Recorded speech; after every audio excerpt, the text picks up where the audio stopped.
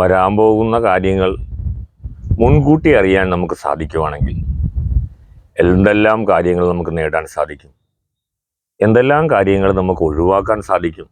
സത്യമല്ലേ? എന്നാൽ അങ്ങനെ ഒരു ദേവതയുണ്ട്.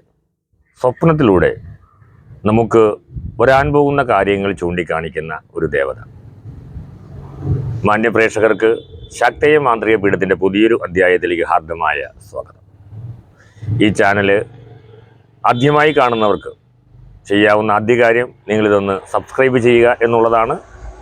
അങ്ങനെയാണെങ്കിൽ നിങ്ങൾക്ക് ഇത്തരത്തിലുള്ള അറിവുകൾ കൃത്യമായി ലഭിക്കാൻ സാധിക്കും.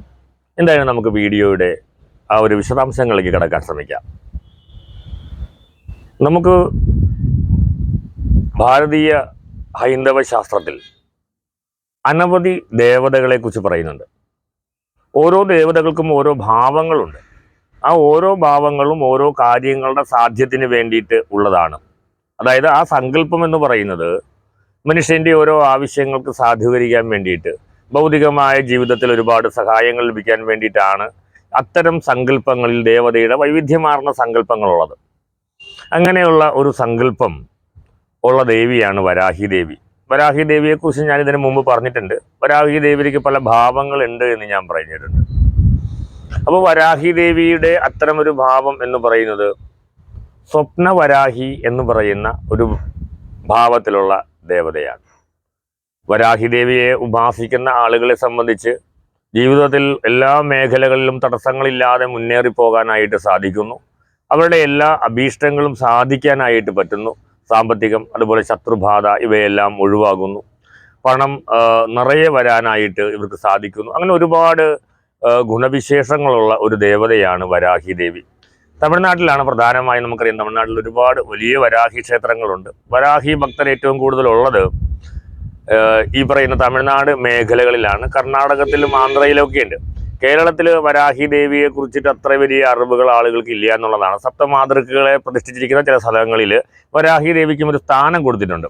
എന്നാൽ ഈ വരാഹി ദേവിക്ക് തന്നെ ഞാൻ നേരത്തെ പറഞ്ഞ നമുക്ക് കാര്യങ്ങളെ മുൻകൂട്ടി സ്വപ്നത്തിൽ ദർശിപ്പിക്കുന്ന ഒരു ദേവത രൂപം അല്ലെങ്കിൽ ദേവതാ സങ്കല്പമാണ് സ്വപ്നവരാഹി എന്ന് പറയുന്നത്. കുതിരപ്പുറത്തിരിക്കുന്ന പന്നിമുഖി, മൂളി ചന്ദ്രക്കല, തേറ്റകൾ കൊണ്ട് ഇങ്ങനെ ഉയർന്നിരിക്കുന്ന ആ ഒരു മുഖം വളരെ കാണുമ്പോൾ തന്നെ ചിലപ്പോൾ നമുക്ക് ഭയപ്പാട് തോന്നിക്കുന്ന ഒരു ഭാവമാണ് വരാഹി. അതൊക്കെ കൊണ്ടായിരിക്കും കേരളത്തിലെ ആളുകൾക്ക് ഈ വരാഹി ദേവിയോട് അത്രയ്ക്ക് ഒരു മതിപ്പില്ല, അല്ലെങ്കിൽ അത്രയ്ക്ക് ഒരു ഭയം കൂടുതൽ ജനിപ്പിക്കുന്നത് അതുകൊണ്ടായിരിക്കാം. എന്നാൽ തമിഴ്നാട്ടിലെ സംബന്ധിച്ചിട്ട് ഞാൻ തന്നെ ഒരുപാട് ആളുകൾക്ക്, ഏകദേശം ഒരു 100 അടുത്ത ആളുകൾക്ക് തന്നെ വരാഹി ദീക്ഷ തമിഴ്നാട്ടിൽ കൊടുത്തിട്ടുണ്ട്. പല ശിഷ്യന്മാരും തമിഴ്നാട്ടിലെ അമ്പലങ്ങൾ സ്ഥാപിക്കുകയും അല്ലെങ്കിൽ അമ്പലങ്ങളിൽ പൂജാരിമാരായിരിക്കുകയും അല്ലെങ്കിൽ മഠങ്ങൾ സ്ഥാപിക്കുകയും ഒക്കെ ചെയ്തിട്ടുണ്ട്. കാരണം വരാഹി ദേവിയുടെ ആ മഹത്വം അറിയുന്ന അവരായതുകൊണ്ട് തന്നെ അവർക്ക് ഒരു തരത്തിൽ അല്ലെങ്കിൽ മറ്റു തരത്തിൽ അവരുടെ ജീവിതത്തിനെ ഉയർത്തിക്കൊണ്ടുപോകാൻ വരാഹി ദേവിയുടെ കടാക്ഷം കൊണ്ട് സാധിച്ചിട്ടുണ്ട്. ഞാൻ പറഞ്ഞു പോകുന്നത് വരാഹിയുടെ തന്നെ മറ്റൊരു ഭാവമാണ്. അശ്വാരൂഢ വരാഹി എന്നൊക്കെ പറയുന്ന പോലെ തന്നെ സ്വപ്നവരാഹി എന്ന ഒരു ദേവതയുണ്ട്. ആ ദേവതയെ നമുക്ക് സ്വായത്തമാക്കണം എന്നുണ്ടെങ്കിൽ, ആ വരാഹി ദേവിയുടെ മന്ത്രം സ്വായത്തമാക്കി സിദ്ധി വാങ്ങിക്കഴിഞ്ഞാൽ എന്താണ് നേട്ടമെന്ന് ചോദിച്ചാൽ, നമ്മൾ രാത്രിയിൽ കിടക്കുന്നതിന് മുമ്പ് വരാഹി ദേവിയുടെ 111 പ്രാവശ്യം ആ വരാഹിയുടെ മന്ത്രം ജപിച്ച് കിടക്കുകയാണെന്നുണ്ടെങ്കിൽ നമ്മൾ ചോദിക്കുന്ന അല്ലെങ്കിൽ നമ്മൾ മനസ്സിൽ കാണുന്ന കാര്യങ്ങൾക്ക് ഉത്തരം സ്വപ്നത്തിലൂടെ ലഭിക്കും എന്നുള്ളതാണ്. മാത്രമല്ല, ഈ വരാഹി ദേവിയുടെ ദീക്ഷ എടുത്താലുള്ള ഒരു കാര്യം, അല്ലെങ്കിൽ ഉപാസന സ്വീകരിക്കുന്ന ആളുകൾക്ക് പെട്ടെന്ന് സിദ്ധി വരാനായിട്ട് സാധിക്കും.